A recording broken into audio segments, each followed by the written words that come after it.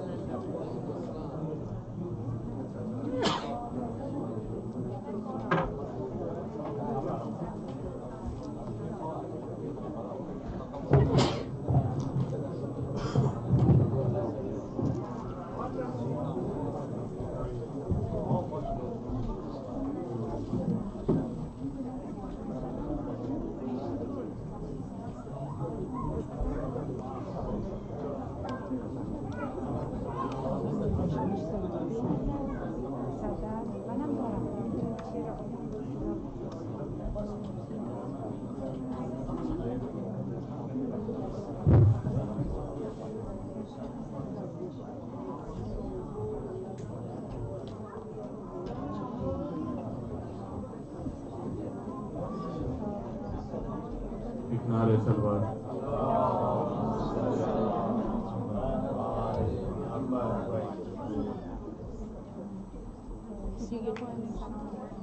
ایک اور آواز بلند نعرہ سلوات.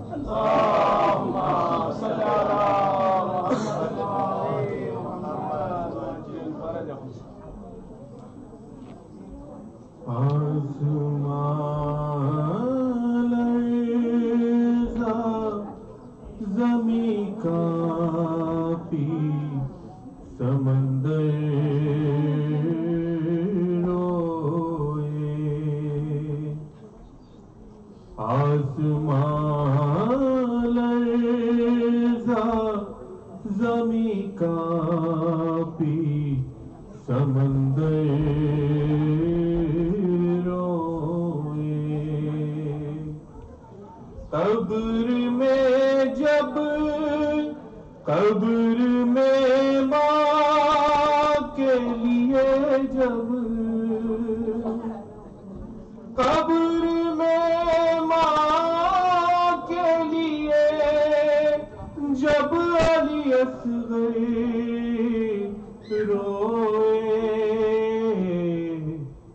آسمان لرزا زمین کانپی سمندر روئے. تنہا روتی تھی بہتر پہ علی کی بیٹی. تنہا روتی تھی بہتر پہ علی کی بیٹی. بیریتا جب ہوئی زینب بیریتا جب ہوئی زینب تو بہتر روئے. آسمان لرزا زمین کانپی سمندر روئے. نظم یاد جو بیمار مدینہ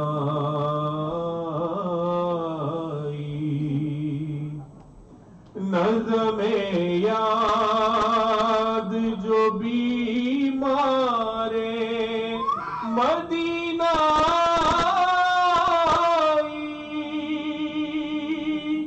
اچکیاں بند گئی اس طرح اچکیاں بند گئی اس طرح سے اکبر روئے.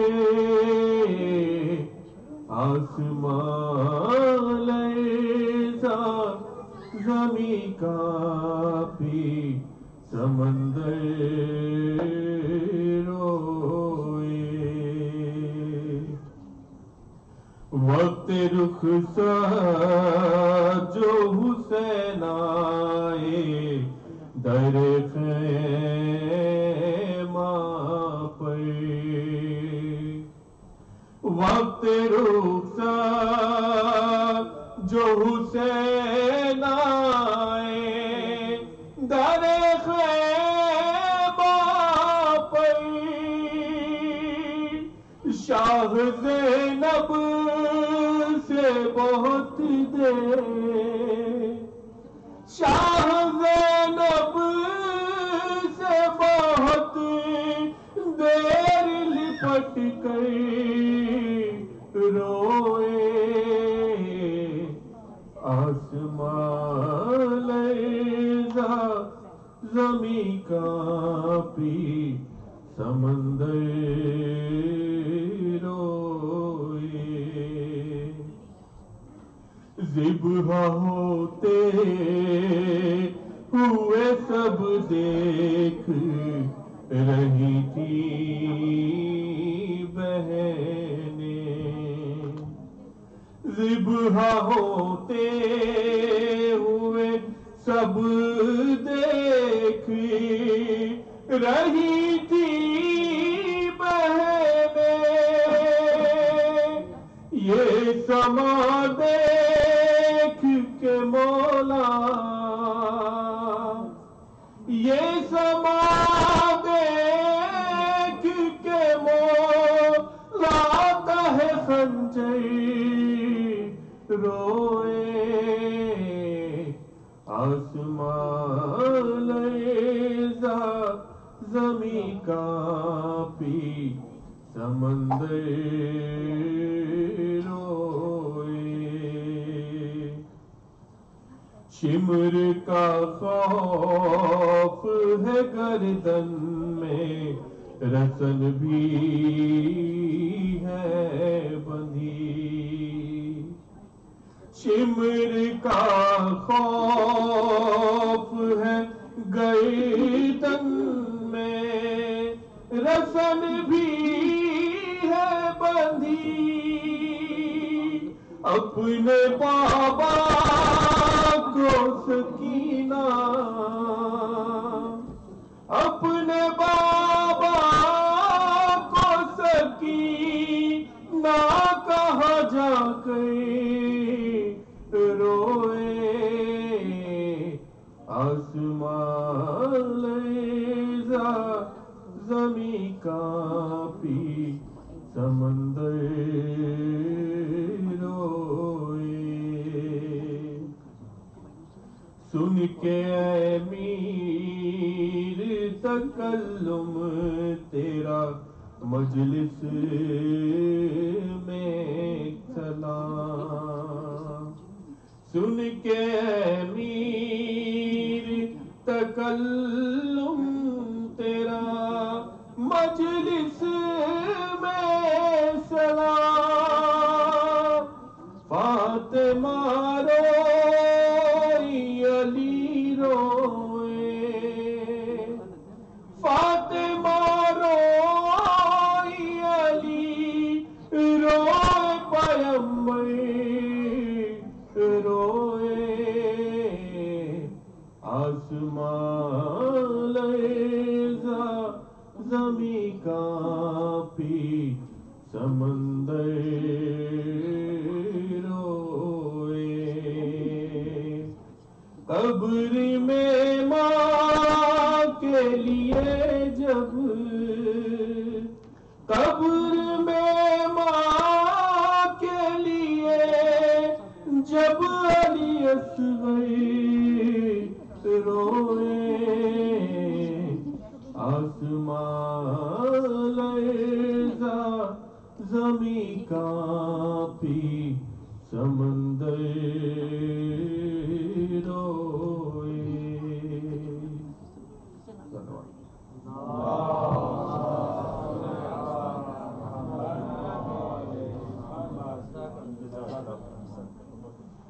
محمد وآل محمد صلوات.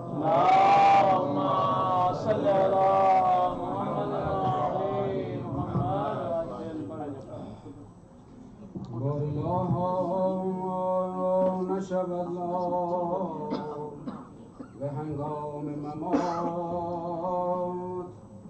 هر زبانی که فرستد به محمد صلوات. اللهم صل على محمد وآل محمد. ای که چشم ملک عرش برای تو گرید، در فلک عیسی مریم به عزای تو گرید. آدم بلبشر از بهر تو شد نوح سرا، چون که بشنید ز جبریل رسای تو گریست. چون علی چشم خدا بود برایت گریان، میتوان گفت که بهر تو خدای تو گریست. بس که جانسوز بود واقعه کرب و بلا، آب آتش شد و آتش به هوای تو گریست. تا سرت را به سر نیزه اعدا دیدن، آسمان نعره زد و چرخ به پای تو گریست. چه مگر دید در آن روز امام سجاد که 40 سال پس از کرب و بلای تو گریست. بیشتر از همه کس ای پسر خون خدا، پسرت مهدی موعود برای تو گریست. گر نبودی تو در آن دشت بلا یاد زهرا، دخترت زینب غم دیده به جای تو گریست. می رود روز جزا خرم و خندان به بهشت، هر که شد پیرو و در زیر لوای تو گریست. اللهم صل على محمد وآل محمد.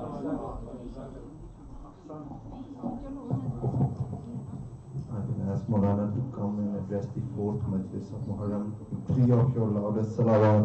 اللهم صل على محمد وآل محمد. اللهم صل على محمد اللهم صل على محمد وآل محمد وعجل الفرج. رحم الله من قرأ الفاتحة مع صلوات. اللهم صل على محمد وآل محمد وعجل الفرج.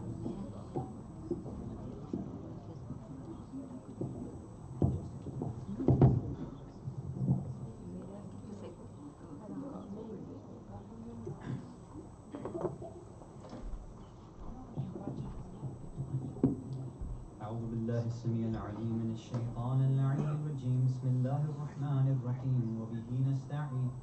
لا حول ولا قوة إلا بالله العلي العظيم. الحمد لله رب العالمين، والصلاة والسلام على أشرف الأنبياء والمرسلين، خاتم النبيين، شفيع المذنبين، رحمة للعالمين، سيدنا ونبينا أبي القاسم المصطفى محمد. اللهم صل على محمد وآل محمد.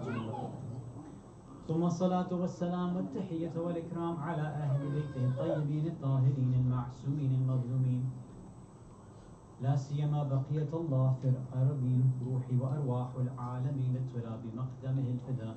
ولعنة الله على أعدائهم أجمعين من الأولين والآخرين إلى قيام يوم الدين. صلوات على محمد وعلى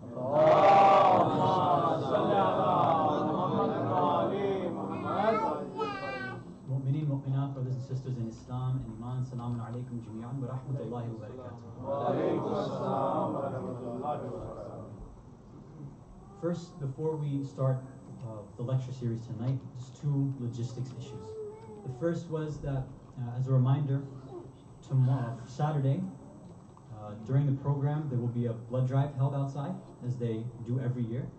And I believe that there is 16 spots still available. So for those who want to give just a little bit of their blood to help save somebody else's life, in the same way that Imam and his family and his companions gave their blood to save our lives and the life of Islam, try to sign up, inshallah, for that.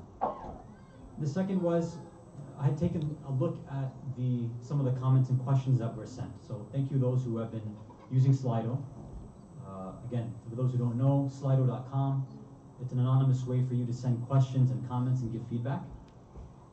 So there haven't been questions, so to speak, only two. Most have been comments, which is good. Now, whoever sent that poetry, I thank you for that. It was very nice, alhamdulillah. One of the comments was, I got some comments off the member and then some in the actual Slido app. So some have been commenting about the speed of the salah, the way that I particularly lead salah. So, and this usually happens anywhere that I go, and I know that to my friends and other students of the Hawza, when they go places, they usually hear the same thing. So either I'm going too fast or I'm going too slow. I've heard both comments so far. So the best I can do is tell you that I can't please everybody. All I can do is try my best to follow the seerah of the ulama and my teachers that have instructed me the best way to come and lead salah for a jama'ah. The principle that I'm trying to follow is that many of our big ulama, our buzurg ulama, they actually try their best to read the fastest salah, not the slowest. And the reason and hikmah for that is because they know there are certain individuals within that jama'ah prayer that can't stand for very long, that can't make ruku for very long, that can't sit for very long. So the faster you get it done, the better. Now for those who, let's say, prefer a longer prayer, right? That's okay, it's obviously better to do more mustahabat, there's nothing wrong with that. But that's why nawafil is reserved for that. Or when you're not reading jama'at with a community, in your own salatul layl, for example, or if you're at home in your fajr, your dhuhr asr. That's the time when you're by yourself, because over there, there's no chance that you're going to be performing riyah, right? You might not over here, if, for example, let's say I read a bit too long, right? Let's say I read a longer surah. It's possible that shaitan jumps in my head and says, yeah, read it a bit longer so that people like the way that you're reciting. And people comment you on the way that you're reciting your salah. And that happens to many of us, not just with salah, with a lot of our actions, right? So the ulama have advised, in order to make sure that in public it doesn't happen, they say you should try to shorten your prayers as much as possible and make it quicker. So I apologize to those who are unhappy either way. All I can give you as kind of a consolation is, if you think my prayer is fast, you haven't seen anything yet. There's they narrate famously from Ayatollah Mar'ashi Najfi, rahmatullah alayh, that he used to lead the prayers in Qom at the Haram of Bibi Masuma alayhi salam. And you know that in places like Iraq and Iran and many other Muslim countries, so usually they have a generally announced adhan that's there to let people know that it's time. Once that adhan on the loudspeaker finishes, then within the haram or within that masjid, then they have somebody else recite the starting adhan, right? Then the iqamah, and then they begin the namaz. So there's basically two adhans, right? So the story would go, our teachers would tell us that first loudspeaker adhan, when it was actually time, if you couldn't reach the haram by the time that adhan was finished, you would have missed Ayatollah Marshi's namaz. That's how fast he read. This is dhuhr asr too. He said, you probably missed both. And people would ask him, like, why'd you do this? And he gave the same reasons that I gave before, that, you have to take care of those who are elder in the community, who might have pain in their body. Those who have more spiritual strength and physical strength and stamina, they have other opportunities, right? So they can go and take care of that in another place. So again, I want to apologize for anybody who is not happy, but inshallah, if you want, you can ask the board and you can read salah instead. I have no problem with that.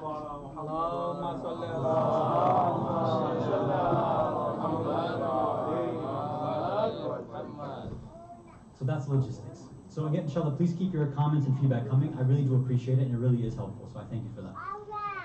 So let's quickly recap from what we discussed yesterday. We started this series of what does the salat of a mu'min look like? What does it feel like? What should it be?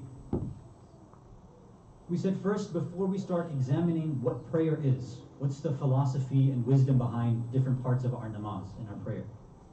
Well, why do we pray in the first place? Or why do we even do ibadat? What's the point? So we said that Allah says in the Quran, the mission of the prophets, the mission for us, the reason why we're created is for ibadat. We're created to worship God. And then we explained that what does worshiping God really mean? It means having ma'rifat of God, truly understanding who God is and recognizing Him. And what does that mean? We understand God to be pure, absolute, perfect, infiniteness, or infinite perfection. So when we worship, when we understand and get that ma'rifat of Allah, He's trying to make us understand what is perfection. What is Allah's true, absolute perfection? The biggest obstacle getting in our way from getting towards Allah and becoming the best version of ourselves, the biggest idol, the biggest thing that we are worshiping other than Allah was our egos and is our egos. So he said that's the idol that the prophets and the imams have tried to show us and try to help us to get rid of and to destroy. So all these rules and regulations and fatwas and ahkam and makruhat, mustahabat, wajibat, muharramat, all these things, the sharia, that some of us think it's too strict or it's too annoying or it's too much. All of this stuff is God giving us a physical, mental, and spiritual program to be the best, perfect version of ourselves. If you want to become a perfect human being, insan kamil, this is what Sharia is for. It's the path. Literally what Sharia means is path. This is the way to become perfect and help us destroy that arrogance and egotism that lives within all of us. Salawat ala Muhammad wa ala Muhammad.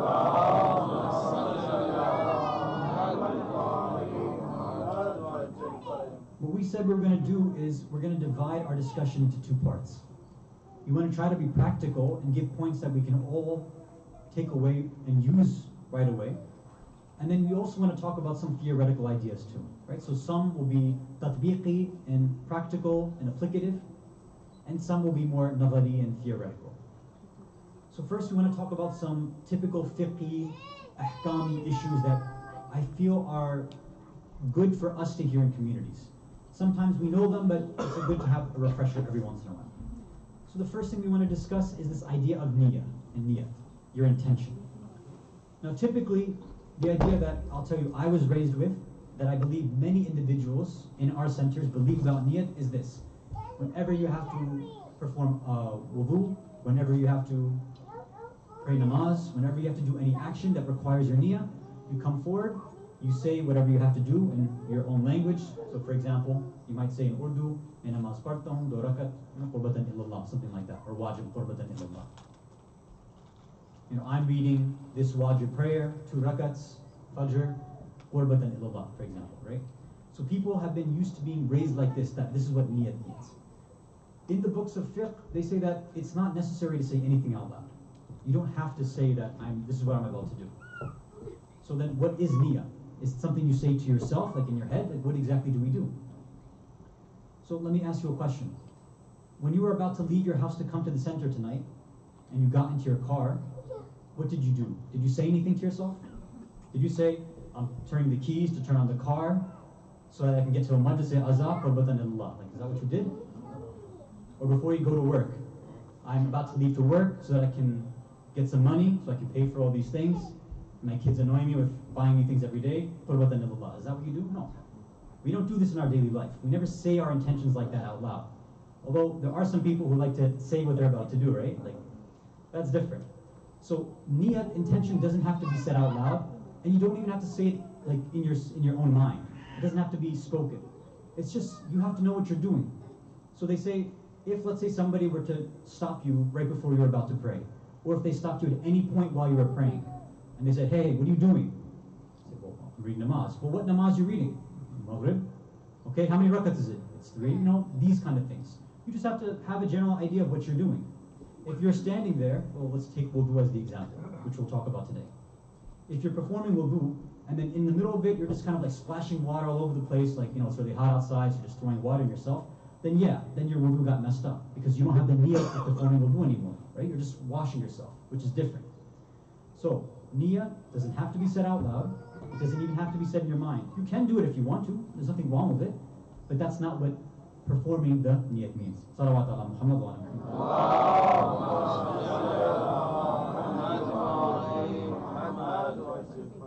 Next point is about wudu, which will be our main topic tonight, inshallah. So I don't want to go through how to perform wudu. Hopefully everybody knows how to perform it.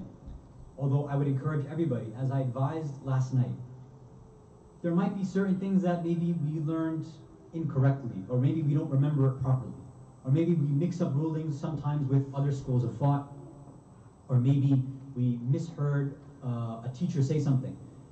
Grab your fatwa book, your Tawbi al-Masail of your marja, keep it in your janamaz, in your musalla, and when you get a chance, just quickly open it up and start at the beginning, or start at wudu, wherever. And just look at the rules again. It can't hurt you. It can only help you.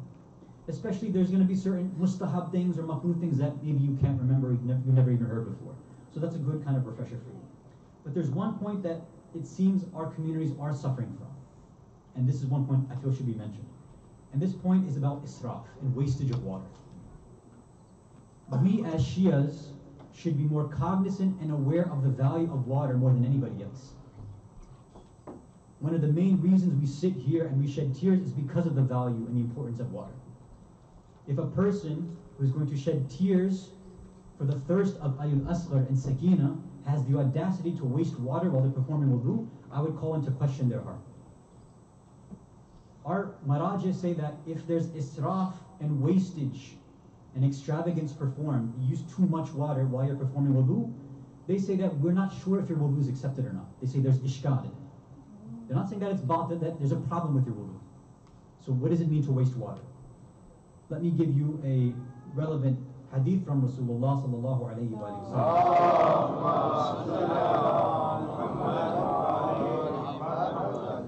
sallam. He says, al-wudu mud. Wudu is, you should make in the amount of a mud. What that is, I'll get to inshallah. He says, and ghusl sa' should be the amount of a sa', which I'll mention also. وَسَيَأْتِي أَقْوَامٌ يَسْتَقِلُّونَ ذَلِكَ فَأُولَٰئِكَ عَلَى خِلَافِ السُنَّةِ. Now this last part is the really important part. So in the beginning he says, wudu, you should be only using about, we've done the calculations, 1 wood, which is about 750 grams, which equals about 26.5 ounces. Ghusl, you should only be using about 3 kilograms of water, which is about 106 ounces. He says that there will come a time, there will come people in the future who they don't care, they'll neglect, they won't really give importance to the value of water. They won't care about the amount of water that they use. These people, these people are in opposition to my sunnah. So we have to be very careful that we're not going in opposition and being zidd of the khilaf of our sunnah of our Rasul. So now, 26.5 ounces, like, I don't think you can picture that. What does that mean when we're actually making wudu? So the normal faucets that we have in our bathrooms, they measure the amount of water that comes out in something called GPM, gallons per minute. Most faucets will be between 1 to 2 gallons per minute. It's a lot of water that comes out when it's on full, which equates to about 128 to 256 ounces per minute. So how much water are we actually using while we're making wudu? Now many individuals, unfortunately, what they do is, when they start, sometimes even as early as niyyah, they turn on the faucet and they let the water run constantly while they're making their wudu.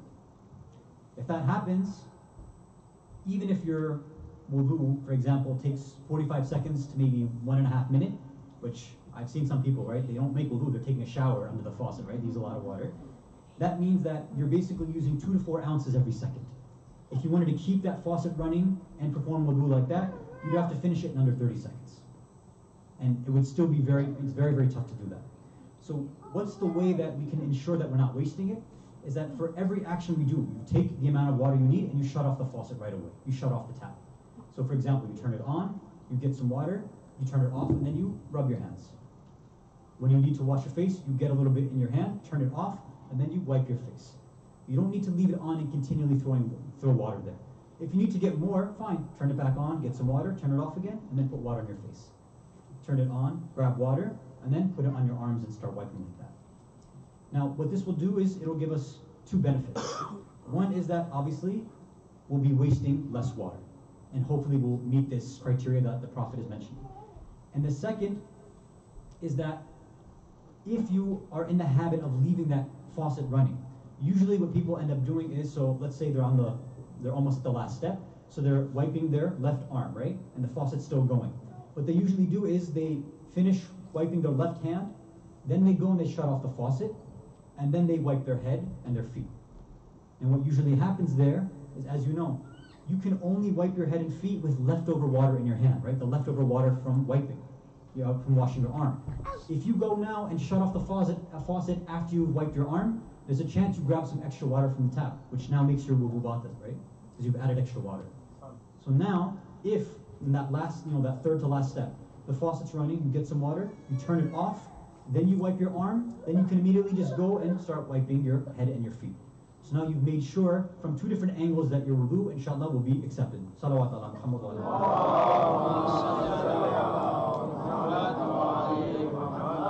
One more salawat ala Muhammad wa ala.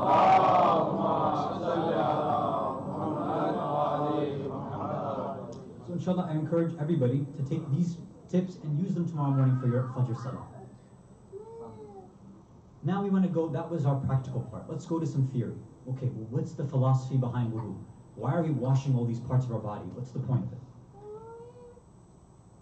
Sometimes when a person asks or makes a request of people, they have different reasons for doing so. So let's say a parent asks one of their kids, go get me a glass of water. Usually the reason will be is because you're thirsty, that's why you're telling your kid, go get me some water. But that's not always the case. Sometimes when you ask your child to do something, maybe you just want to see if they're going to listen to you or not. Maybe they're just testing to see whether they'll actually obey you. So one of the first reasons that's mentioned is that this wudu doesn't really have any sort of deep spiritual meaning. It's just God testing you to make sure you're ready to submit to whatever He says. If I tell you you got to wipe like this, then if you believe that I exist, then you better wipe like that. Maybe it doesn't make sense to you why you do arms like this, or why you start like this, or this much water. Maybe the rules don't make sense. But if you believe that I exist, then you should be able to obey just like that.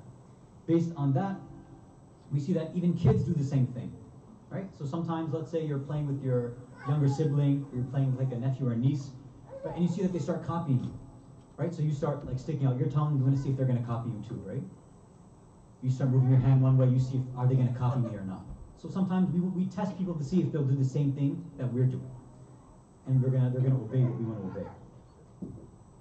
Based on this, we have a hadith from our fifth Imam, Imam Muhammad al-Baqir alayhi salam.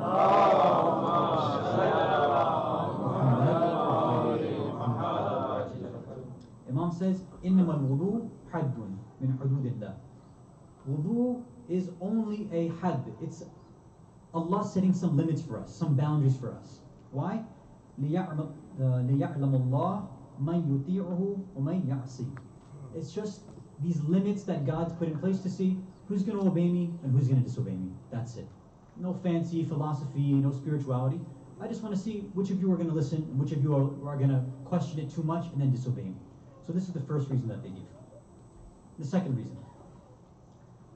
Have you ever had to go to a wedding or a dinner party, right? Now, before you go to this sort of function, whenever you step out of your house, right, and you're going to be in the public, how do you go outside? Do you go out in dirty clothes, right? Do you go out smelling like sweat, right? Do you clean yourself up before you go out? Yeah, we do, right? Before we want to show ourselves in public, you clean yourself up. Especially if you're going to meet somebody important. Like let's say you're going to meet a celebrity, or a prominent politician maybe, or a high-level scholar, right? Or let's say you go for a job interview. Right? Let's say for some reason for breakfast you decide to have nihari and garlic naan. And let's say you decide, oh, I'm not going to brush my teeth, I'm not going to wash my hands, and you just show up to the interview like that. Right? So you go and shake your hand, shake the hand of the interviewer, assuming that they're not the same, that they are the same gender, right? So you go and shake their hand, right? And then they smell this garlic breath on you. They're like, "What's that?" Like, "Oh, I had garlic naan for breakfast." Okay. They see this nasty stain on your shirt. "Oh yeah, I had nahari and a little fell off. Sorry." And then they take a look at your hands. They're like, "Were you finger painting? What were you doing?" Right? Some of us like to, of course, nahari you have to eat with your hands, right? You can't eat with a spoon. That's weird. Well, at the end you can when you make your okay, but that's different. Okay. So obviously you go like that to an interview, right? With garlic breath, a nasty T-shirt, just looking like, right? Like you're disgusting. What job do you ever expect to get? Right? When you want to impress somebody, when you're trying to get in somebody's good books, obviously you should look presentable, right? You want to earn that respect. In the same way, the second reason that they give is, if we're going to go in front of Allah, we should show some respect. We should make sure that we're purified. Not the way that we feel we should be purified, but the way that Allah's saying, if you want to come to me, so that your soul is purified, when you come before me, I'll give you the ways to do that. Remember, we said that the Sharia, this ibadah, all of these things about worship, they're meant to give us a formula for perfection. That's the point. Physically, mentally, and spiritually. How do we cleanse ourselves? Well, Allah's given us the way. And this is explained in a hadith from the 8th Imam, Imam Ali ibn Musa al-Rida alayhi salam.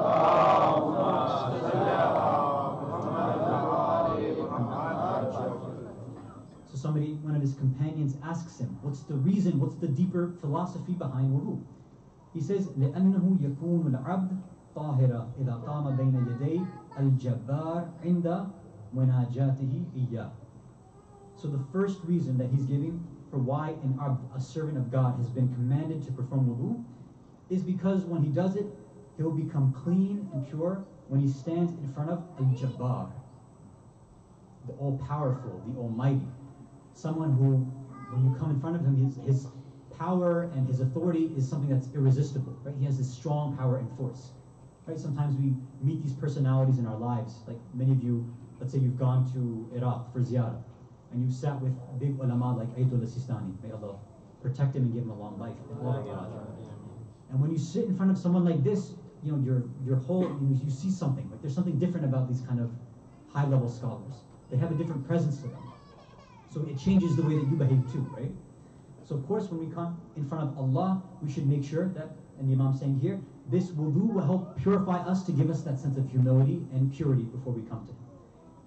Especially when we want to recite munajat, these secret whispered prayers. It's not now coming out in public. This is a secret meeting that you have with Allah. Not the du'as that we have together. Munajat is what they call whispered prayers. It's just you and Allah, something that's very, very intimate. And for those of us who are not in the habit of doing that, and I advise myself first because I'm not in the habit, these munajat, especially of Imam Sajjad alayhi salam, are something that you cannot find anywhere else on earth. You know, some people ask, you know, what are ways that we can prove the deep wisdom and holiness of the Ahlul Bayt? Some will give historical examples, some will quote Ghadir and Saqifa, all these types of things. I said, I don't know if you need to go that far. Just give them a copy of Sahifa Sajjadiyah. Anybody, ask them, you know, read these du'as. If they know Arabic, have them read the Arabic. If they don't, give them the translation. And ask them, is it possible for somebody, a regular human being, to write words like this and talk to God like this? And I guarantee you, any person that I've met, whether Muslim or non-Muslim, when they read this, they say, these are words that have been within us that we never knew how to express. So the person who's saying these things must have some sort of high special station with God. Salawat ala Muhammad wa ala Muhammad.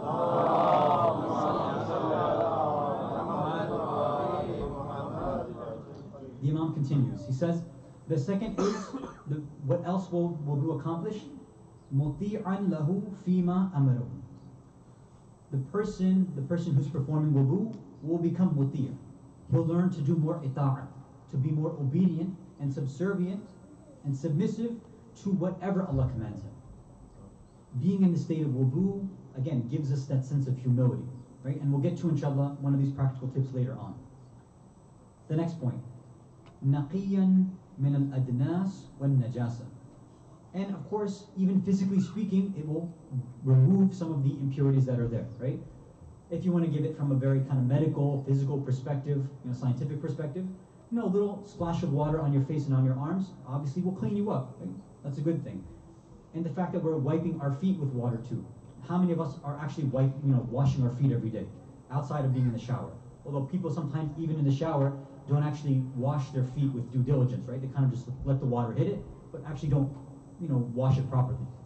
But the fact that if we have to make wudu, yarhamukumullah, at least 3 times, maybe 5 times a day, however many times we're doing it, at the very least, at least the tops of our feet, we're wiping away some of that gathered up bacteria that's sitting there, right? So it's removing some impurities and najasa. That's the next reason he gave. Continuing. Then he says, مَعَ مَا فِيهِ مِنْ ذَهَابِ الْكَسَلِ وَطَرْدِ النُّعَاسِ. It'll also help get rid of laziness and tiredness. If you're feeling lazy at work, you're feeling tired at school, you're having trouble waking up, for example, or you're having trouble continuing studying or doing your work, wudu is one of the best ways to keep yourself awake. Now, in Western literature, you'll see a lot of these kind of self-help books which say, if you're feeling tired, just splash some water on yourself. Well, Islam says, we'll give you the full picture. It's not just about splashing water on yourself, it's wiping this way, cleaning your arms this way, wiping your head and your feet this way. This is the best way to reach water to all the necessary parts of your body to keep yourself awake and not lazy. And the final point that the Imam mentions is وَتَزْكِيَةُ الْفُؤَادِ لِقِيَامِ بَيْنَ يَدَيْ الْجَبَّارِ. He's mentioning al-Jabbar again. He says that it'll purify your heart so that you have the ability to stand in the presence of al-Jabbar.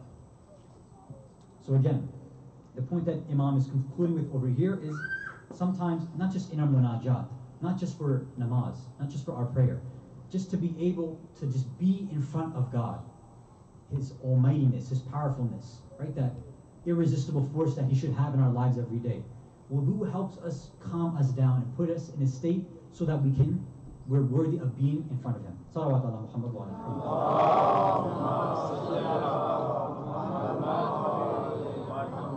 Now, some of you might ask, okay, but why specifically those body parts? Why the arms and the face and the head and the feet? Why are they there? And there's a few different reasons that are given. The first one is, okay, wudu very specifically becomes wajib for your salah at the very least, right? For your namaz. Which parts of your body are being put in specific positions while you're praying? Your face, your forehead is the main part that's making sujood. One of the most essential and key components of salah. That's why we wash our face, according to our ulama. So your hands. Your hands are essential for when you recite qunut and make dua in prayer. That's why we wash our hands and our arms. Your head, besides wiping it, when we bow down in ruku, when we go down in sujood, we're showing our humility there. And finally, the reason we're wiping our feet is because these are the parts which are keeping us standing up for qiyam, for standing up, and then when we need to sit down for our julus, right, towards the end of the rakats. So these are the parts of the body which are being utilized in salah. That's why one of the main reasons why they're being washed in prayer. There's another reason that was also given. This is more of a spiritual, philosophical reason. So a group of Jews had come to Rasulullah sallallahu alayhi wa sallam.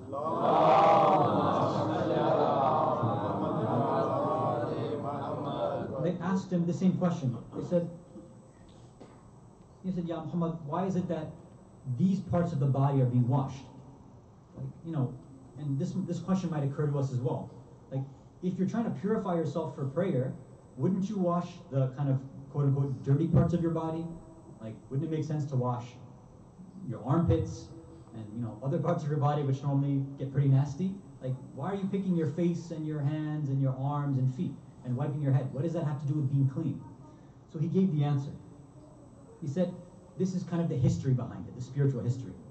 He said that the Prophet answered, when Shaitan whispered to Adam, alayhi salam, when he came to him and basically tricked Adam to going into and eating from that tree, or eating that forbidden, I don't want to say fruit because our narrations say it wasn't fruit, it was actually wheat. That's a different point. So when he ate that forbidden item, he said, look what Adam had done. The first thing he had done is he looked towards that forbidden item, that forbidden food. So because he used his face, this is why we wash our face. The next thing he did is he got up and he walked towards it. He took these first steps towards disobeying God. So that's why we wipe our feet. His hands had reached and grabbed that forbidden item, that forbidden food. Because of that, that's why we start from our elbows and wash down, right? Because he had reached out and grabbed that food that he shouldn't have. And finally, So, okay, why is it that we're wiping our heads? He said that after Adam had realized that he had gone against the orders of Allah, he did his tawbah, he used the names of the Ahlul Bayt to recite this tawbah, he hung his head down in shame. When he hung his head down in shame, Allah accepted that. And he put his hand on top of his head. So in remembrance of that shame, of that sin, we wipe our heads and we bow down as well. So these are the reasons that the Prophet had mentioned to the Jews of why these specific parts are washed in wudu. Salawat ala Muhammad wa ala Muhammad.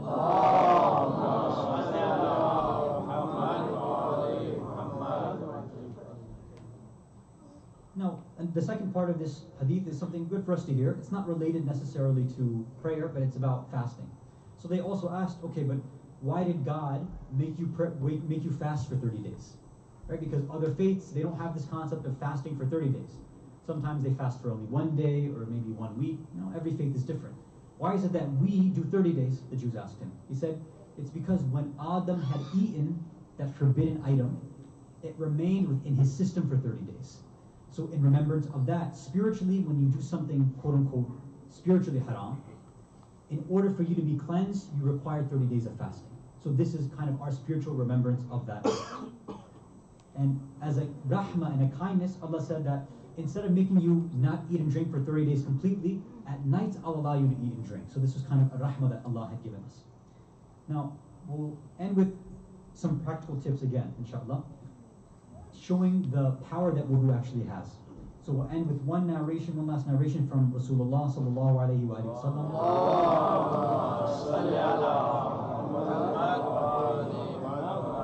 And he says, al-wudu nisful iman. Wudu, this ablution, this purification, is half of iman. Half of iman? How can that be? Right? If we're only doing it just to pray, and praying really happens only 3-5 times a day, however you decide to do it, that's not taking up the majority of our day. Shouldn't something else be half of our iman? Well, that's if we believe wudu is only used for namaz and salah. If you think of wudu as spiritual armor, if you think of wudu as a light which spiritually elevates you, then wudu can have a different flavor and a different feeling to it altogether. So the recommendation that the ma'asumeen and the ulama give is stay in wudu constantly. Make that a habit that we start in this month of Muharram. Especially if you're coming for the majlis-i-azab. The ulama have said, the ulama of akhlaq said, if you come into a majlis of Imam Hussein, of his dhikr, and listen to his musibah, and you're not in the state of wudu, don't expect your heart to change and feel that pain. Always make sure that we're coming in, at the very least, to these majalis in the state of wudu. The higher principle that I think that we can all do is, anytime that you break your wudu, if you use the bathroom, you're already there, just make a quick wudu while you're there, after you've washed up. Now, if you say that it might take too much time, okay, go back to your fiqh book, your Tawdi al-Masail, and look up which are just the wajib parts. Because many of us have learned all the wajib plus the mustahab parts. So learn what is the base level, simple wajib version of it. And if you're in a rush, you can quickly do that in a couple of seconds, I guarantee you. You can do that quickly after you've used the bathroom, and then continue on. And you'll see yourselves, guaranteed. This is a tried and tested formula. Try doing it for these next few nights, up until Ashura. Try to continue it up until Soyam if you can, till the 12th. Give it that 10, 14 day test run, and you see yourself what are going to be the changes in your life. You'll have a physical, mental, and spiritual clarity that you've never felt before. Even the way you study, the way that you think, the way that you react to your family and your friends will be different. And then you'll start to see this, that whenever you're not in a state of wudu, you're going to feel spiritually impure and unclean. And then you want to go rush to the washroom or a sink to go renew your wudu. Salawat ala Muhammad wa ala Muhammad.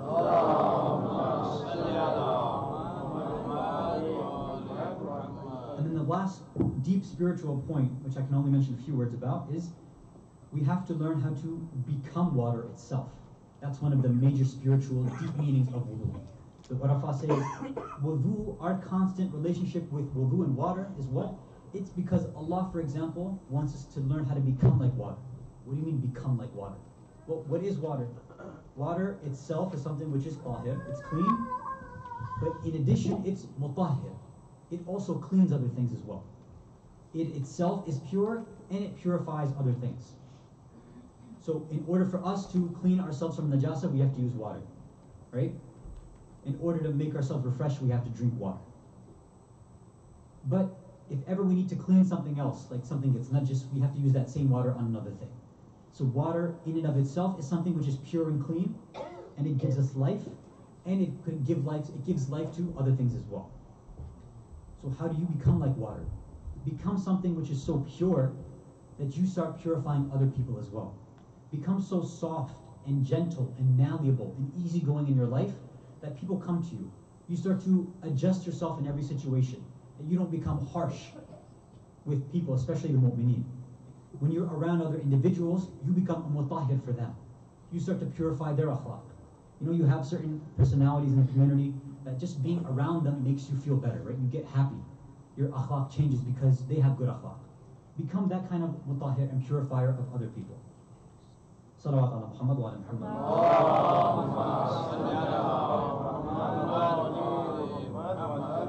But are we supposed to be this soft and kind of merciful all the time? No. Just like that, water can also have the power to destroy things too, right?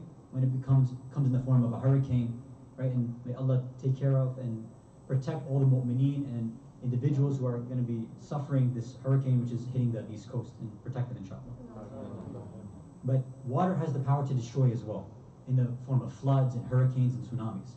When needed, we as mu'mineen need to know that, you know, we should have our hands be soft for those who we have to show mercy to.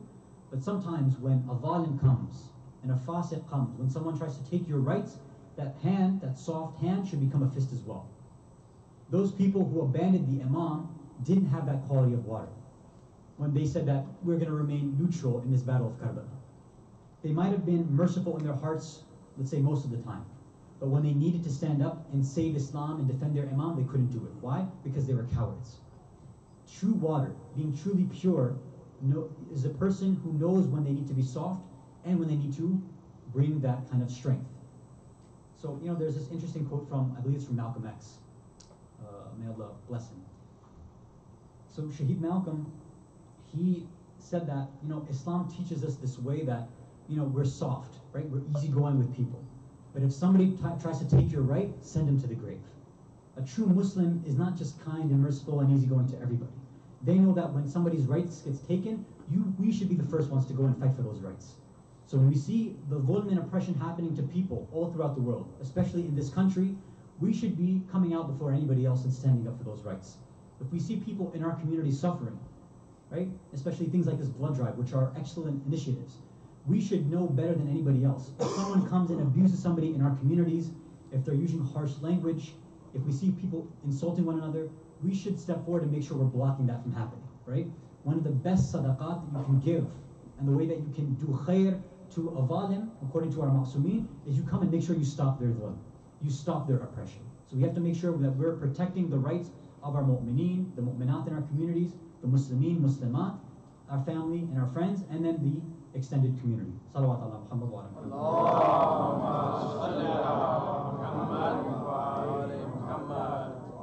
Another salawat ala Muhammad wa ala Muhammad.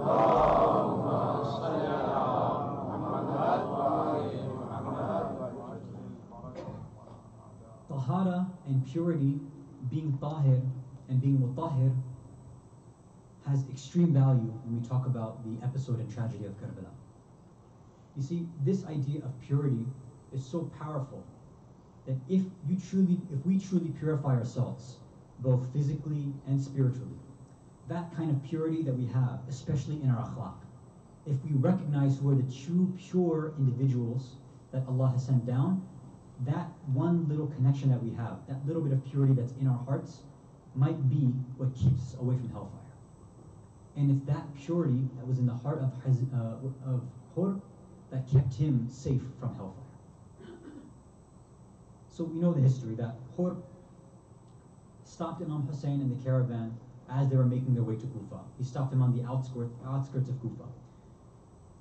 Imam tried to explain that, you know, the people have invited me, that's why I'm going there. And Hur, you can't stop me, you have no right to stop me. So the Imam tries to go forward on his horse. Hur grabs the reins of the horse and stops him. And to do that to the grandson of the Prophet, it's a big thing to do. When he stopped that horse And Imam Hussein looked at him, he said something really, really harsh in the Arabic language, right? And even if we were to hear it in our own language, it would be something really harsh. He says, may your mother weep over you. Basically, he's almost saying, in our kind of modern day translation, your mother must be ashamed of somebody like you. How could you do something like this? What a disrespectful and terrible son you are. And because of the purity in Hur's heart, because he recognized that Imam Hussein was somebody who was Tahir and Mutahir, and because he recognized that Hussein comes from Tahira, this is what saved the life of Hur. He recognized and said to Imam, Yabna Rasulullah, if your mother was anyone else other than Fatima, I would reply to you in the same way that you said something to me. But because your mother is Fatima, what can I say to you? Look at the way that the purity of Hur saved his life. It's that one statement that was able to protect him. We see now, Hur diverts the caravan, they end up in Karbala.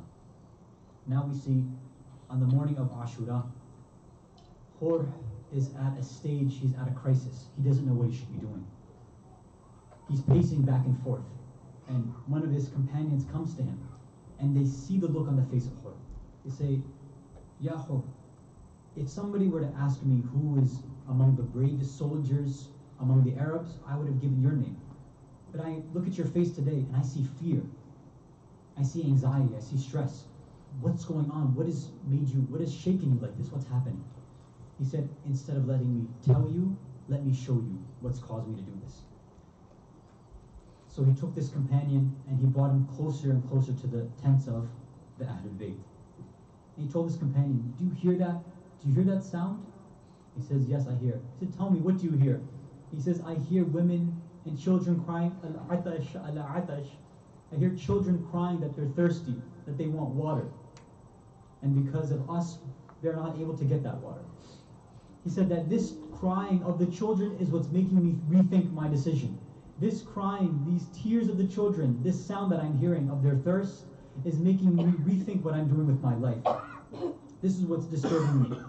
Then Hur says his famous lines and says that I see myself, I see my nafs between Jannah and hellfire right now. What am I supposed to do? He says, I can't go against the grandson of the Prophet. How can I fight against the son of Fatima? How can I fight against somebody like this? So then Hur, and along with some of his companions and his children, they start to make his way towards Imam's side. As he's going there, Hur stops. He says, how can I go to Imam like this?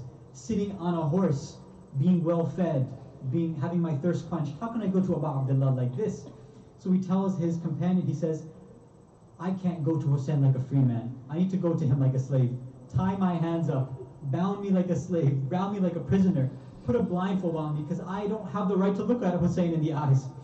He gets closer and closer to Imam with his blindfold on, with his hands tied. When he gets to the feet of the Imam, he collapses in front of the Imam. He says, Ya Ibn Rasulullah, Ya Abu Abdullah, will you ever forgive me for what I've done? And of course we know that purity in the Imam's heart. We know that rahmah that exists in the Imam's heart. He says, of course I forgive you. Get up. He takes the blindfold off of Hur. He unties him. Look at Imam truly making Hur a free person, untying him and freeing him from the shackles of his own ego. Ya Abu Abdullah, I'm the one who stopped you from getting to Kufa. Ya Abu Abdullah, I'm the one who stopped you from getting to Medina. Ya Abu Abdullah, I'm the cause of your children crying over and over again. Please forgive me. Let me ask for forgiveness from everybody here. Imam says, I've already forgiven you. Now what do you want? He says, let me ask the rest of your family and companions for their forgiveness as well. Hur goes to another part of the camp. He says, Assalamu alaikunna ya nisa'i ahlul bayt. He calls out to the women of Ahlul Bayt. He says, I'm the reason that you and your children are dying of thirst right now. I'm the reason that you can't go back to Medina. The reason that your children's tongues are dry is because of me. Will you ever forgive me? They say, Ya Hur, our Imam has already forgiven you, so of course we will forgive you as well. This is the purity and tahara of the household of the Ahlul Bayt and Rasulullah. Now Hur has to speak to one other individual to get his full purity. He says, Ya Zainab al-Kubra, I need to ask you permission for something. And she says, Ya Hur,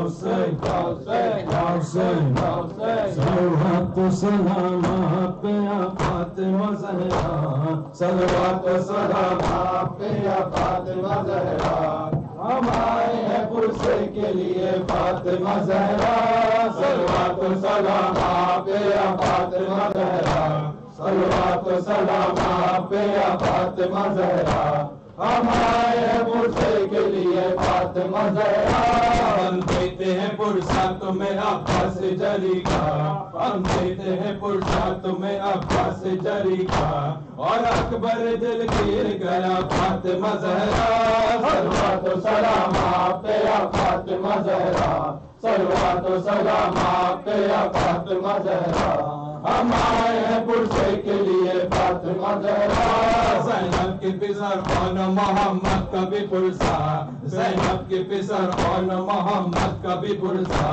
اور زینب کے پسر خان محمد کا بھی پرسا اور اصغر بشیر گیا فاطمہ زہرا صلوات و سلام آپ پہ یا فاطمہ زہرا صلوات و سلام آپ پہ یا فاطمہ زہرا ہم آئے ہیں پرسے کے لیے فاطمہ زہرا عباس جو لشکر کا تصور کے علمدار عباس جو لشکر کا تصور کے علمدار دریا پہ اسے قتل کیا فاطمہ زہرا صلوات و سلام آپ پہ یا فاطمہ زہرا صلوات و سلام آپ پہ یا فاطمہ زہرا ہم آئے ہیں پرسے کے لیے فاطمہ زہرا پامال کیا قاسم بے پر کی لاش کو پامال کیا قاسم بے پر کی لاش کو کبرا کو بھی بیوہ کیا یا فاطمہ زہرا صلوات و سلام آپ پہ یا فاطمہ زہرا صلوات و سلام آپ پہ یا فاطمہ زہرا ہم آئے ہیں پرسے کے لیے فاطمہ زہرا کانوں سے سکینہ کے اتارے گئے گوہر کانوں سے سکینہ کے اتارے گئے گوہر زینب کی بچھی ہے ردا فاطمہ زہرا صلوات و سلام آپ پہ یا فاطمہ زہرا صلوات و سلام آپ پہ یا فاطمہ زہرا ہم آئے ہیں پرسے کے لیے فاطمہ زہرا ایک دن میں مرے گھر کو اجاڑا ہے ستم نے ایک دن میں مرے گھر کو اجاڑا ہے ستم نے کوئی نہ سرے تشت پہ فاطمہ زہرا صلوات و سلام آپ پہ یا فاطمہ زہرا صلوات و سلام آپ پہ یا فاطمہ زہرا ہم آئے ہیں پرسے کے لیے فاطمہ زہرا اور حبیب ابن مظاہر بھی ہے نظر اور اپنے ابن مظاہر بھی ہے نظر شبیر کے لشکر نہ رہا فاطمہ زہرا صلوات و سلام آپ پہ یا فاطمہ زہرا صلوات و سلام آپ پہ یا فاطمہ زہرا ہم آئے ہیں پرسے کے لیے فاطمہ زہرا پیاسوں پہ فضا ہو گیا سقائے حرم بھی پیاسوں پہ فدا ہو گیا سقائے حرم بھی باقی ہے علم خون بھرا فاطمہ زہرا صلوات و سلام آپ پہ یا فاطمہ زہرا صلوات و سلام آپ پہ یا فاطمہ زہرا ہم آئے ہیں پرسے کے لیے فاطمہ زہرا ستائے سکینہ باز باوفا ستائے سکینہ باز باوفا ستائے سکینہ باز باوفا دریا پہ طاقت مارا گیا پیاسا ستائے سکینہ باز باوفا ستائے سکینہ باز باوفا دریا پہ طاقت مارا گیا پیاسا ستائے سکینہ باز باوفا ستائے سکینہ باز باوفا جب تک گئے بازو آنکھوں میں تھے آنسو جب تک گئے بازو آنکھوں میں تھے آنسو دانتوں میں مشکیزہ مارا گیا پیاسا ستائے سکینہ باز باوفا ستائے سکینہ باز باوفا وہ لشکر جرار وہ شیخ علمدار وہ لشکر جرار وہ شیخ علمدار امید سکینہ مارا گیا پیاسا ستائے سکینہ باز باوفا ستائے سکینہ باز باوفا وہ زینت لشکر وہ بازو سرور وہ زینت लश्कर वो बाजुए से वार ज़लब का सहारा मारा गया प्यासा ज़काए सकीना अब्बास बावफा ज़रियाए सकीना मारा गया प्यासा ज़काए सकीना अब्बास बावफा ज़रियाए सकीना मारा गया प्यासा ज़काए सकीना अब्बास बावफा ज़रियाए सकीना मारा गया प्यासा Sakina Abbas बावफा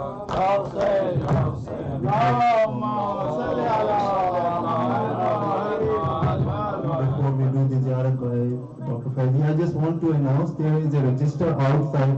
Some of you may not know. This is this register which is our center runs with your donations, mashallah. So if you want to participate and take sawab, you can write your name, and whatever donation you want to give, 50, 100, you can write it there. Secondly, we only have 2 days left for the blood